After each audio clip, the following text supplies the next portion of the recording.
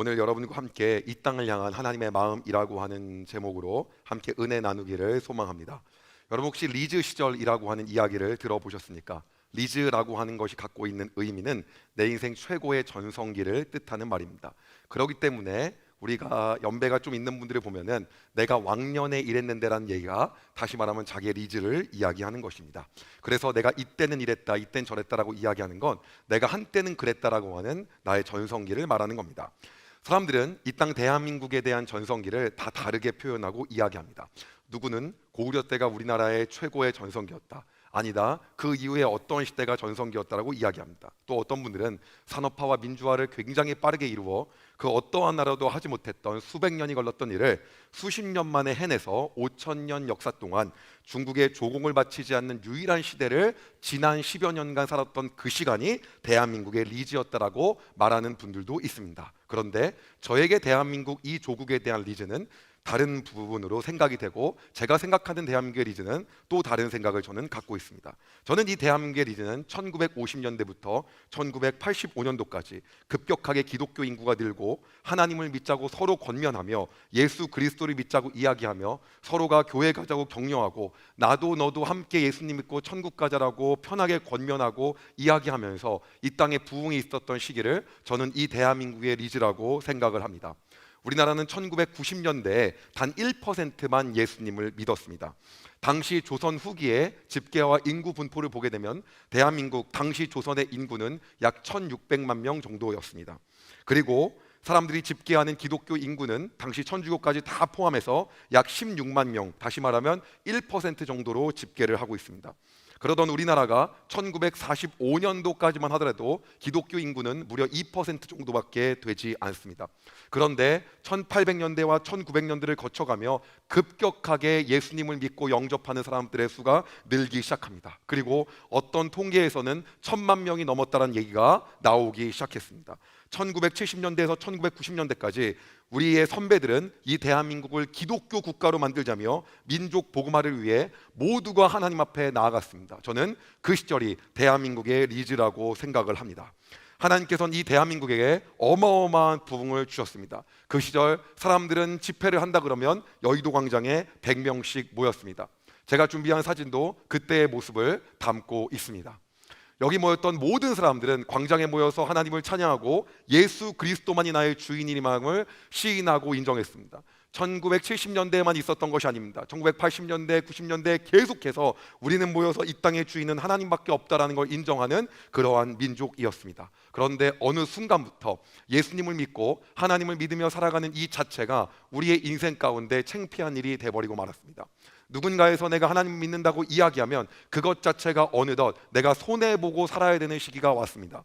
굳이 이 자리에서 신앙인임을 드러내면 내가 신앙인임을 드러내는 것 자체가 내 삶 가운데 불이익을 주고 오히려 나를 피곤하게 하는 그러한 시대가 왔다라고 하는 겁니다. 여러분이 다 아시는 것처럼 제가 여러 번 설교했다시피 저희 아버지는 중고차 장사를 하셨습니다. 그리고 상사가 한 10명에서 20명 정도 있는 상사가 수십 개가 있는데 모여서 중고차를 파는 일을 하셨습니다. 그리고 저희 아버지는 신우회를 하겠다라고 해서 함께 예배드릴 사람을 모이라고 했는데 그 안에서 함께 일하는 사람 1,000명이 넘었지만 그 예배에서 신우회에 참여한 사람은 불과 4명에서 5명밖에 되지 않았습니다. 그 이유는 무엇입니까? 내가 예수님 믿는다고 이야기하면 내 삶이 피곤해지고 내 삶 자체가 일하는데 피곤하고 걸림돌이 있기 때문에 말하지 못하는 시대가 되었다라고 하는 것입니다. 그것이 지금의 우리나라의 현실이고 지금은 이제는 학교에서 내가 예수님을 믿는다고 말한다는 것 자체가 더 힘든 그러한 시대가 되었습니다.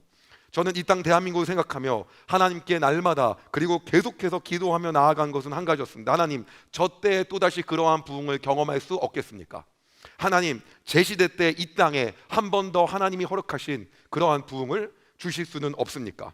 한 번 더 이 땅을 긍휼히 여기사 하나님께서 불쌍히 여기시고 다시 한번 그러한 부흥의 놀라운 기적의 역사를 다른 나라가 아니라 이곳 대한민국 가운데서 하나님께서 일으키실 수는 없겠습니까? 저는 이곳에 대해서 꾸준히 기도하고 하나님께 나아가며 그것들에 대해서 선포하고 이야기하는 일들을 하였습니다. 아주 냉랭하고 차갑고 이 땅의 부흥은커녕 지금 나의 삶에서조차도 하나님이 인정되지 않고 내 삶에서조차 하나님이 어딘지도 모르고 전혀 영향력이 되지 않고 가족의 평화와 아내와 부부간의 평화를 위해서 억지로 교회를 나오고 있는데 부흥은 뭔 소리냐라고 하는 것이 대부분의 의견이었습니다. 그런데 그렇게 생각하고 있을 때쯤에 이번 주에 저에게 굉장히 특별한 일이 있었습니다. 여러분 잘 아실지 모르겠지만은 곧 있으면 넷플릭스에 개봉될 윤학열 감독님의 부흥이라는 영화에 인터뷰로 참여해달라고 하는 이야기였습니다. 여러분 뭐 들어는 보셨겠지만 윤학열 감독님은 현재 다큐 영화 부흥이라는 것을 넷플릭스로 공개 예정을 두고 현재 지금 여러 가지 일들을 하고 계시고 이 영화를 편집하고 제작하는 걸 통해서 이것들로 다시 한번 온 열방 가운데 부흥의 역사가 일어나길 소망하며 이 일들을 하고 있습니다. 저는 감독님과 인터뷰를 여러 시간 동안 진행을 하였습니다. 그리고 여러 시간 동안 인터뷰를 하며 제가 느꼈던 것들은 딱 한 가지였습니다. 감독님은 전 세계를 다니며 부흥이 있었던 곳들을 취재하고 있었습니다. 이곳 가운데서는 부흥의 역사가 어떻게 있었을까? 이 냉랭한 민족 가운데 하나님이 어떠한 역사를 일으키셔서 이곳 가운데서 부흥이 일어났고 저곳에서는 어떻게 일어났는지를 조사하고 공부하며 하나님께서 일으키신 부흥을 다시 한번 소망하는 일들을 하고 있었습니다. 얼마 전에 미국에서 일어났던 에즈베리 대학교에서 있었던 놀라운 부흥에 참여하여서 그 부흥을 경험하고 하나님께 기도하며 이 일을 하던 와중에 하나님께서 아직 이 조국 대한민국을 버리지 않으사 다시 한번 부흥을 준비하고 있다라고 하는 벅찬 마음으로 이 영화를 시작하게 된 것입니다.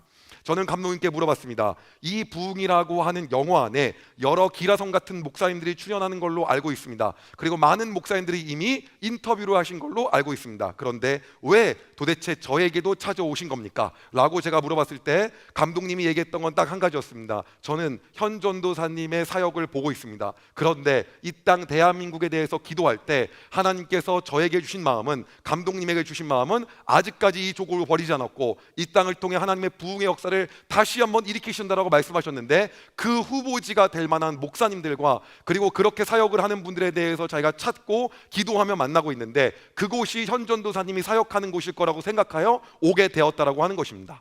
여러분들은 매주마다 그냥 드리는 이 예배를 와서 그냥 드려야 되기 때문에 들어올지 모르지만 하나님께서 이 대한민국을 사랑하사 어쩌면 이 세종 땅의 이곳 가운데서 놀라운 부흥의 역사를 다시 시작할 수도 있다는 것입니다. 믿으십니까?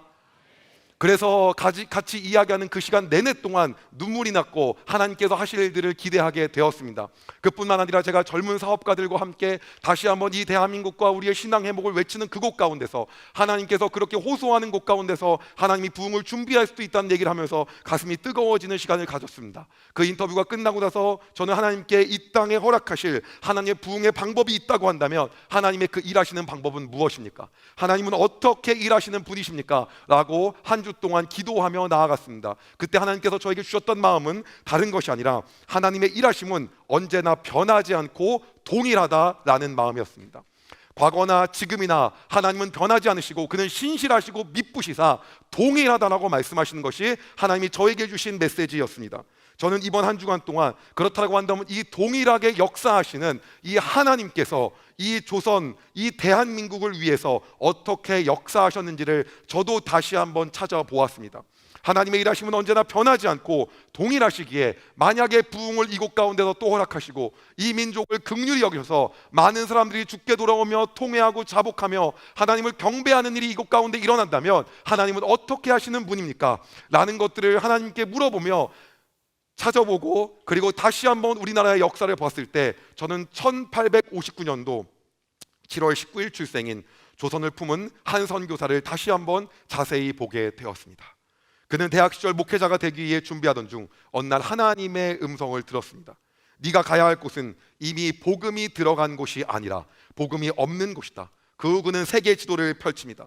그리고 기도하면서 눈길이 계속해서 머무는 조선 땅을 향하여 주님, 제가 가야 할 곳이 이곳입니다라고 묻습니다. 많은 사람들에게 자문을 묻습니다. 내가 조선으로 가려고 하는데 그 땅은 어떤 곳입니까? 제가 간 곳이 이곳이라고 하나님이 분명히 저에게 마음을 주셨는데 당신들은 어떻게 생각합니까? 그러자 주변에 많은 사람들이 이야기하기 시작합니다. 조선은 이미 폐쇄된 땅이다. 조선은 미지의 땅이다. 그곳은 복음이 들어갈 수 없는 땅이다. 그런데 그가 한 말이 오히려 그런 얘기가 아니었습니다. 지금 문이 닫혀 있다고 한다면 나중에 복음에 대하여, 종교에 대하여, 예수 그리스도에 대하여 문이 활짝 열릴 때를 지금 준비해야 하지 않겠습니까? 그는 마침내 머나먼 미국에서 이 조선에 대한 복음의 뜻을 품고 미국 땅에서 출발하여 1885년 4월 5일 부활절 새벽에 조선의 항구인 인천 제물포항에 도착하게 됩니다.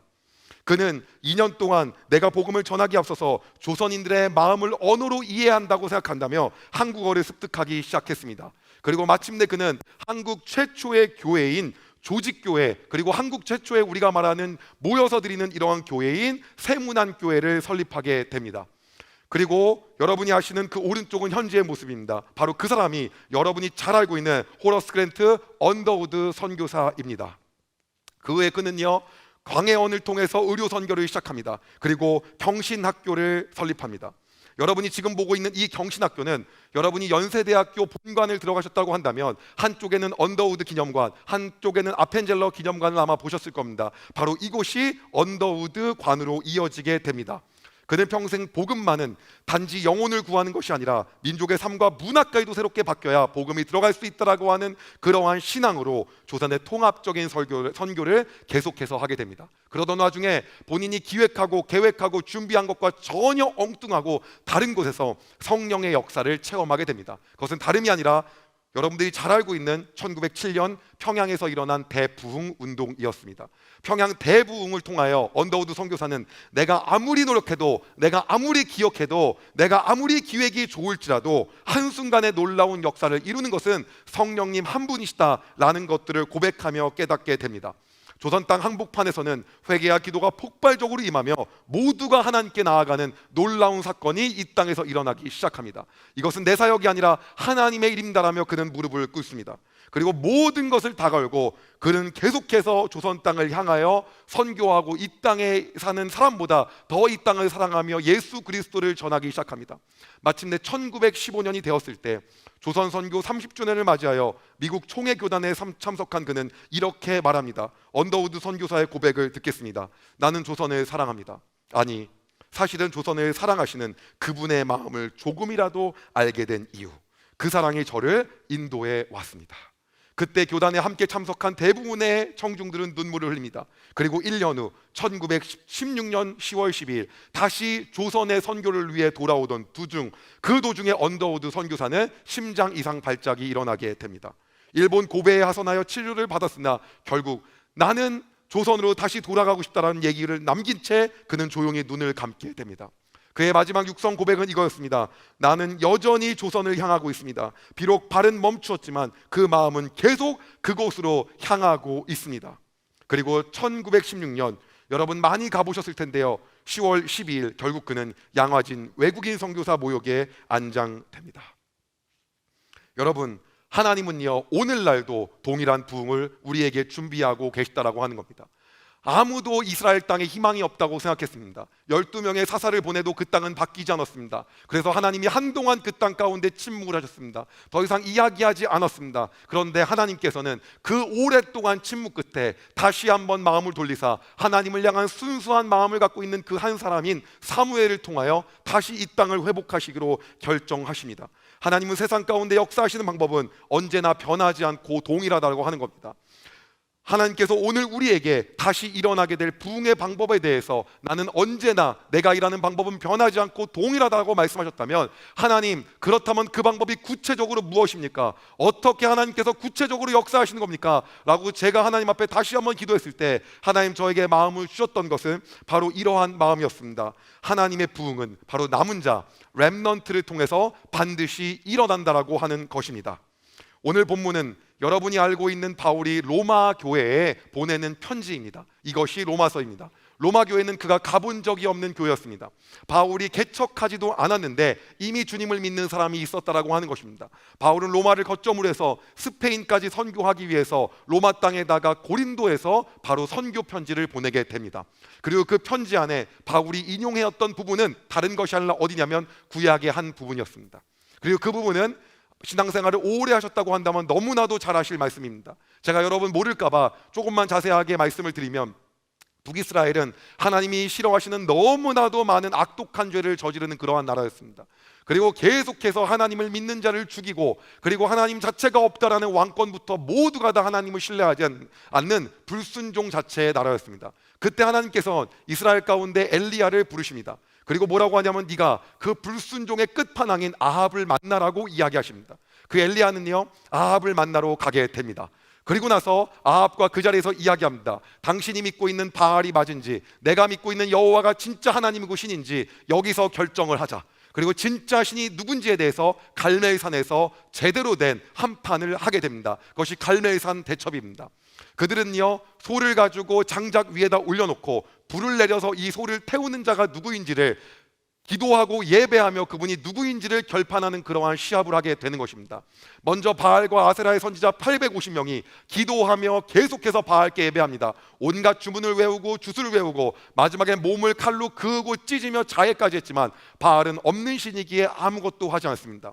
엘리야는요, 물을 계속해서 3번이나 붓습니다. 물이 있는 곳 가운데 불이 타는 건 말이 안 됩니다. 오히려 더 어려운 상황을 만들어 놓습니다. 그리고 그는요, 기도하기 시작합니다. 두 무릎 사이에 얼굴을 파묻고, 그리고 하늘에 계신 여호와 하나님, 당신이 진짜 신이기에, 당신만이 진짜 신이기에 불을 내려달라고 기도합니다. 그리고 하나님께서는 그 물이 있는 가운데 불을 내리고 장작을 태우고 하나님의 제사를 받으십니다. 그리고 나서 엘리야는 거기서 한 번 더 얘기합니다. 불로 받으신 이분이 여호와가 끝이 아니다. 이것을 본 모든 백성들이 바알과 아세라 선지자 850명을 죽이기 시작합니다. 그리고 엘리야는 더 이야기합니다. 이제 비를 내리실 거다. 그분도 여호와다. 그리고 3년간의 가뭄을 그치는 어마어마한 비를 내리기 시작합니다. 이 대첩이 있은 후에, 그런데 더 큰 문제가 생기는 겁니다. 아합이 집에 가서 자기 아내인 이세벨에게 이러한 일이 있어서 아세라와 바알의 모든 선지자 850명이 죽었다. 아마 아합의 마음에는 이런 마음도 있었을 거예요. 그러니 우리도 지금쯤 여호와로 갈아타는 게 맞지 않을까? 근데 아내를 완전히 잘못 만났어요. 이세벨이 뭐라고 하냐면 내가 엘리야를 죽이리라 라고 하고 엘리야를 죽이러 갑니다. 그런데 여기서 엘리야의 마음이 더 문제입니다. 하나님의 놀라운 기적과 역사하심을 봤음에도 불구하고 엘리야는 어떠한 말도 안 되는 행동을 하기 시작하냐면, 거기서 엘리야가 했던 행동은요, 그거에 대해서 오히려 하나님께 서운해하기 시작합니다. 하나님, 어떻게 저를 또 죽일 수가 있습니까? 그리고 엘리야의 고백이 뭐였습니까? 모두 하나님을 믿는 선지자가 다 죽고 하나님 믿는 사람이 다 죽고 이제 나만 남았는데, 나만 남았거든 어찌하여 나까지 죽이려고 하십니까? 엘리야는 깊은 슬럼프 가운데 빠지기 시작합니다. 그리고 그때 하나님께서 하신 말씀이 오늘 바울이 로마 교회에 보내는 그 편지 안에 있는 설교의 내용입니다. 바로 그것은 다른 것이 아니라, 그렇지 않다, 너만 남은 것이 아니다, 내가 바알에 입 맞추지 않고 무릎 꿇지 않은 자 7,000명을 이 시대에 남겨두었다. 내가 바알에 입 맞추지 않고 바알에 무릎 꿇지 않은 자를 여전히 남겨두었다. 너만 있는 것이 아니다 라고 하는 이야기를 하며, 바울이 마지막에 얘기한 건 지금도 그 구약의 시대가 아니라 바울이 사는 지금 신약의 시대인 이때도 하나님께서는 은혜로 택하심을 따라 남은 자가 여전히 있어서 그 자를 통하여 하나님은 부흥을 하고 계획하신다는 이야기를 설교하고 있는 것입니다. 여러분, 우리가 그 구절인 로마서 11장 3절에서 5절을 하나님 사랑하는 마음으로 같이 함께 읽도록 하겠습니다. 시작. 주여, 그들이 주의 선지자들을 죽였으며 주의 제단들을 헐어버렸고 나만 남았는데 내 목숨도 찾나이다 하니, 그에게 하신 대답이 무엇이냐? 내가 나를 위하여 바알에게 무릎을 꿇지 아니한 사람 7,000명을 남겨두었다 하셨으니, 그런즉 이와 같이 지금도 은혜로 택하심을 따라 남은 자가 있느니라. 아멘. 뭐라고 하는 얘기입니까? 실망하지 말라고 하는 거예요. 아무도 없는 것처럼 보지 말라고 하는 거예요. 어떤 얘기하는 겁니까? 하나님이 유대인을 다 버린 거 아니다, 이스라엘 다 버린 거 아니다, 나도 이스라엘의 베냐민 지파다. 이 안에서도 여전히 남은 자가 있고, 하나님이 유대 복음을 위하여, 이스라엘 복음을 위하여, 또 이방인 복음을 위하여 하나님께서 놀라운 일을 여전히 준비하고 계신다라고 하는 그러한 부흥의 메시지를 하고 있는 것입니다. 여러분, 남은 자의 특징이 무엇입니까? 렘넌트의 특징은 하나님을 순수하게 사랑하는 사람입니다. 그리고요, 하나님의 음성에 민감하게 반응하는 자입니다. 여러분이 방금 봤던 것처럼 미국의 남은 자 언더우드 선교사를 통하여 하나님은 대한민국의 부흥을 위하여 사용하셨습니다. 그리고 당시 하나님께서 준비하신 남은 자는 언더우드 선교사뿐이 아니었습니다. 하나님을 순수하게 사랑하고 하나님의 음성에 민감한 자가 또 있었습니다. 그는 1858년 미국 펜실베니아에서 독일계 이민자 가정에서 출생하게 됩니다. 그 역시 목회자가 될 준비를 하던 도중 미국 감리의 해외 선교부가 발간한 선교 보고서 중 조선에 관한 부분을 보고 충격을 받게 됩니다. 조선에 대한 당시 보고서는 이런 내용입니다. 복음에 대한 사상 자체가 존재하지 않는 나라, 미신과 샤머니즘이 지배한 나라, 불교라는 종교 역시도 형식만 남은 나라, 선교하기 가장 어려운 나라, 지금까지 복음이 전해지지 않은 나라. 그는 하나님 앞에 무릎을 꿇습니다. 주님, 아직 복음이 들려지지 않는 나라가 있다면 제가 그 땅의 첫걸음이 되게 하여 주시옵소서. 그리고 그 역시 1885년 4월 5일 언더우드 선교사와 같은 날 인천 제물포항에 도착하게 됩니다. 그리고 그 역시 2년 동안 한국어를 공부하고 최초의 근대식 교육기관인 배제학당을 설립합니다. 그뿐 아니라 1887년 서울 정동 작은 예배를 초소로 열며 대한민국 최초의 감리교회인 정동제일감리교회를 설립합니다. 그는 당시 하나님을 향하여 아무도 할 수 없었던 순수한 고백을 하게 됩니다. 그의 담대한 고백은 이렇습니다. 우리가 전도를 멈추면 조선의 복음이 멈출 것입니다. 그러나 조선인이 복음을 듣고 일어난다면 이 민족이 다른 나라들까지 깨울 것입니다. 할렐루야. 여러분, 그 이후 우리나라는 어떻게 됩니까? 전 세계의 선교사를 두 번째로 많이 파송한 국가가 됩니다. 정말 다른 나라를 깨우는 그 놀라운 일을 한 사람을 통하여 하나님께서 하게 되신다는 겁니다. 그 후 10년간 조선에서 선교사역을 하는 도중 1902년 6월 11일 다른 선교사역을 위해 목포로 가는 배에 탑승한 그는 다른 선박과 크게 충돌하여 배가 침몰하게 됩니다.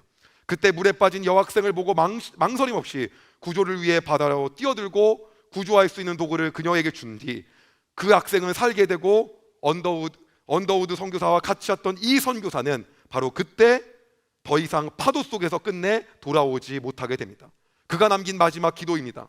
제가 전한 복음이 제 생명보다 더 오래 이 민족의 심장 속에 남게 하옵소서. 여러분, 누군가의 기도를 통하여 우리가 이곳 가운데서 예배하는 줄 믿으시기 바랍니다. 그가 누구입니까? 여러분이 잘 알고 있는 헨리 아펜젤러 선교사입니다. 예수님은요, 남은 자를 통하여 역사하길 원하시고요, 죽으시고 부활하신 다음에 120여 명의 남은 자들에게 성령을 기다리라고 이야기합니다. 너희가 두렵더라도 떠나지 말고, 두렵더라도 너의 길을 가지 말고 남은 자로서 마지막 성령을 기다리라고 이야기합니다. 그들은 두려웠습니다. 그리고 예수님이 이미 떠나갔기 때문에 그들에게는 어떠한 일이 일어날지 몰랐습니다. 그러나 그들은 성령이 오시면 권능을 받고 예루살렘과 온 유대와 사마리아 땅끝까지 이르러 내 증인이 될 거라고 이야기하신 예수님의 말씀을 신뢰하고 남은 자로서 바로 그 가운데서 기다리게 됩니다. 그리고 마침내 예수님이 말씀하신 그날이 됩니다. 그리고 그 장면을, 그 남은 자들을 향하여 성령께서 오신 장면을 성경은 이렇게 말하고 있습니다. 사도행전 2장 1절에서 4절입니다. 우리 함께 읽겠습니다. 시작. 오순절 날이 이미 이름에 그들이 다 같이 한 곳에 모였더니 호련히 하늘로부터 급하고 강한 바람 같은 소리가 있어 그들이 앉은 온 집에 가득하며 마치 불의 혀처럼 갈라지는 것들이 그들에게 보여 각 사람 위에 하나씩 임하여 있더니 그들이 다 성령의 충만함을 받고 성령이 말하게 하심을 따라 다른 언어들로 말하기 시작하니라. 아멘. 그 남은 자들을 통하여 하나님은 부흥의 역사를 그 초대교회 가운데 일으키시기로 결정하신 것입니다. 여러분, 중요한 것은요, 이 렘넌트들을 통하여 하나님은요 온 열방을 품으시고 주께 돌아오게 하기로 작정하십니다. 그리고 이 남은 자 120명 가운데 한 명이었던 베드로는 그 이후로요 완전히 다른 사람이 되어서 복음을 전하기 시작합니다. 그리고 그 한 사람이 전한 복음의 효과에 대해서 성경은 이렇게 말하고 있습니다. 사도행전 2장 41절입니다. 함께 읽겠습니다. 시작. 그 말을 받은 사람들은 세례를 받음에 이날에 신도의 수가 3천이나 더하더라.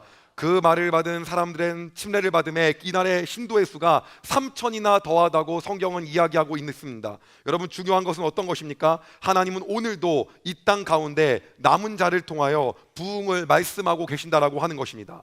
하나님은 멀어져 있었던 남유다 백성들에게도 하나님께서는 동일한 이야기를 하셨습니다. 너희가 나와 떨어져 있느냐? 그러나 나는 이 남은 자를 통하여, 나는 동일하게 과거와 지금 역사하는 그 하나님인데 나는 남은 자를 통하여 이 땅을 다시 회복하기를 원한다. 나는 이 땅 가운데 하나님을 순수하게 여전히 사랑하고 하나님의 음성에 민감하게 반응하는 그 자를 통하여 다시 일으키길 원한다라고 이야기하고 있는 겁니다. 그 선교사가 누굽니까? 바로 그 선지자가 이사야 선지자입니다. 그리고 이사야 선지자는요 이 남은 자들을 통하여 역사하실 하나님의 부흥의 역사에 대해서 선포하고 있는 겁니다. 그게 바로 이사야 10장 20절에서 21절에 나옵니다. 우리가 역시 하나님을 사랑하고 부흥을 기대하는 마음으로 함께 읽도록 하겠습니다. 시작. 그날에 이스라엘의 남은 자와 야곱 족속의 피난한 자들이 다시는 자기를 친 자를 의지하지 아니하고 이스라엘의 거룩하시니 여호와를 진실하게 의지하리니 남은 자 곧 야곱의 남은 자가 능하신 하나님께로 돌아올 것이라. 아멘. 여러분이 이 땅을 살면서 어떻게 살아가고 있습니까? 하나님은 지금도 남은 자를 통하여 하나님의 부흥을 준비하고 계십니다. 바울을 준비하셨고요. 오순절에 120명을 준비하셨던 분이 바로 하나님이십니다. 하나님은 오늘도 이 땅 가운데서 이 대한민국의 부흥을 다시 준비하시면서 바로 남은 자를 찾고 있는 것입니다. 그냥 자기의 생계에 급급해서 내가 어떻게 살아가야 되는지만 그냥 급급한 사람이 아니라 하나님을 순수하게 사랑한 사람, 하나님만 사랑하는 사람, 하나님을 향한 순수한 마음이 있는 사람, 하나님의 음성에 민감한 그자, 바로 그 렘넌트를 통하여 하나님은 이 땅 가운데 놀라운 역사를 여전히 언더우드 때와 마찬가지로, 그리고 사무엘 때와 마찬가지로, 이사야가 이야기한 그 남은 자에 대한 메시지와 마찬가지로, 오순절의 120명과 마찬가지로 오늘날 이 땅 가운데서 준비하고 계신다라고 하는 것입니다. 저는 이번에 브릿지 청년 수련회를 통하여 굉장히 큰 감동을 받았습니다. 저는 수련회를 통하여 함께 온 200명의 청년들에게 얘기했습니다. 이 땅 가운데서 사람들은 미쳤다고 하고 제정신이 아니라고 하는 자기만의 삶으로 급급한 이 시대에서 정말 하나님께 쓰임받는 남은 자로서 살아가길 원하는 자가 있다면 모두 우리가 앞으로 나와서 무릎 꿇고 하나님께 나아가자고 했습니다.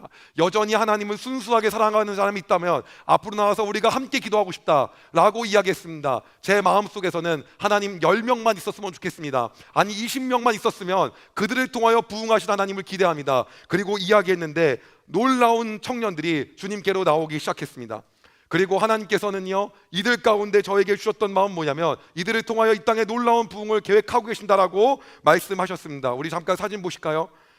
그리고 저는 확신합니다. 하나님께서는 그날에 함께했던 청년들과 하나님 앞에 무릎 꿇고 하나님 나를 사용하셔서 이 땅의 부흥과 이 땅에 하나님께서 쓰임받는 그 놀라운 일로 역사하실 것이라고 확신하였고 기도했던 그 청년들을 통하여 하나님께서 이 대한민국에 놀라운 부흥을 역사하시고 이끄실 것을 믿습니다. 그리고 그 일들을 행하실 거라고 확신합니다. 오늘 이 자리 가운데 그때 앞에 나와서 무릎 꿇고 나는 하나님께 쓰임받고 그 오순절날 120명에게 있었던 일들이 모두 핍박이었고 바울에게 있었던 일이 고난과 힘듦밖에 없었고 오히려 엘리야에게 있었던 그 일은 어려움과 힘듦밖에 없었지만 그럼에도 불구하고 나는 그 길을 가겠다라고 결정한 그 주님의 백성을 통하여 오늘 하나님께서 오늘부터 놀라운 일을 행하실 거라고 확신합니다. 여러분 중요한 거는요, 이스라엘 백성은요 바벨론의 포로로 끌려가고요 그 안에서 그냥 바벨론에서 익숙하게 생활을 하기 시작합니다.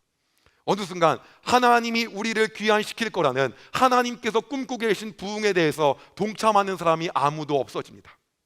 다 그냥 거기에서 70년을 머뭅니다.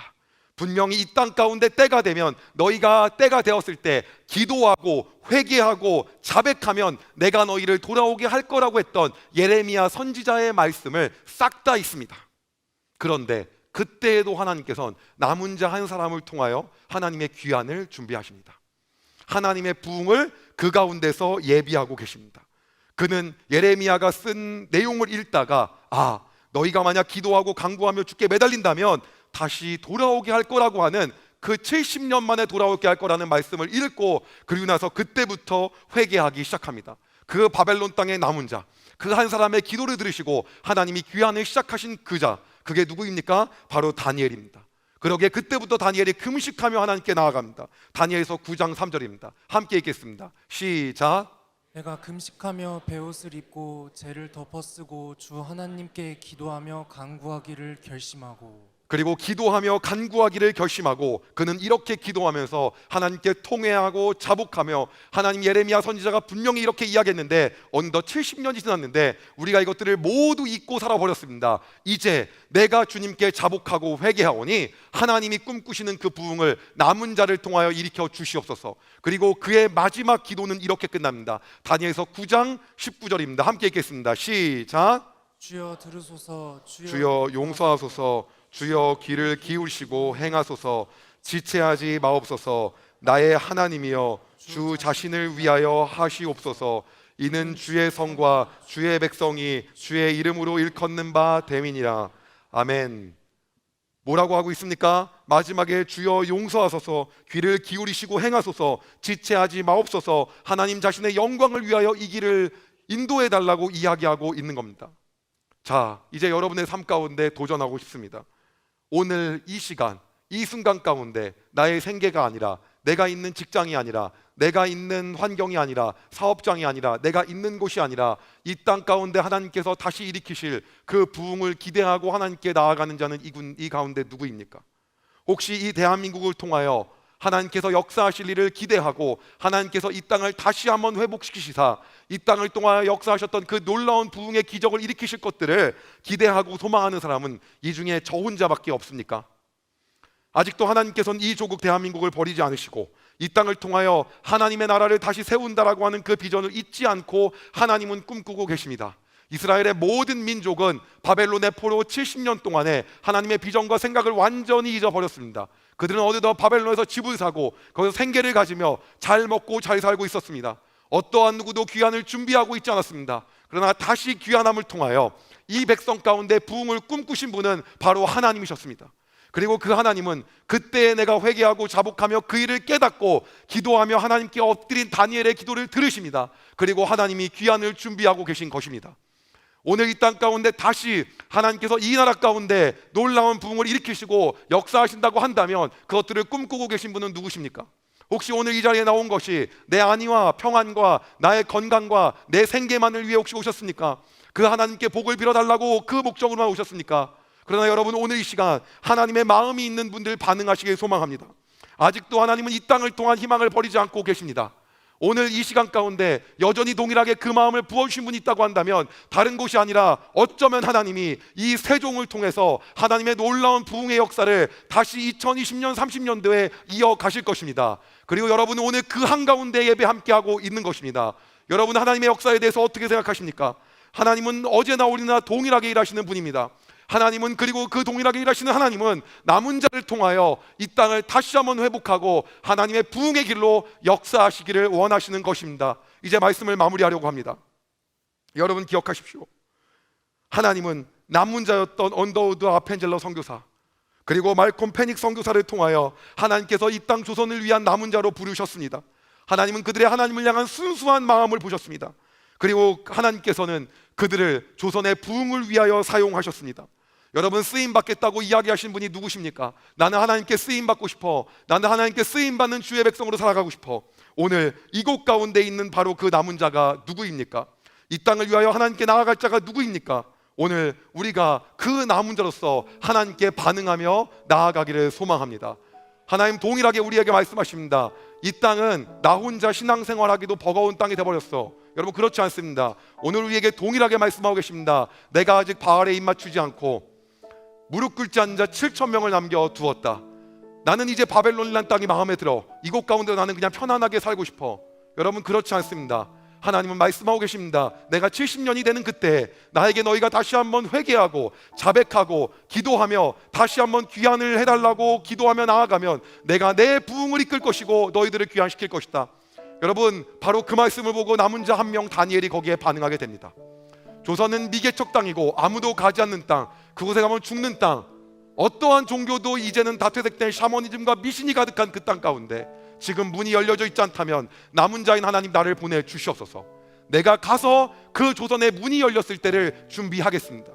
오늘 이곳 가운데 다시 한번 하나님이 이 땅 가운데 일으키실 부흥을 준비하고 있는 분은 누구십니까? 하나님, 내가 남은 자로서 하나님을 순수하게 사랑하는 자로 내가 나아가길 소망합니다.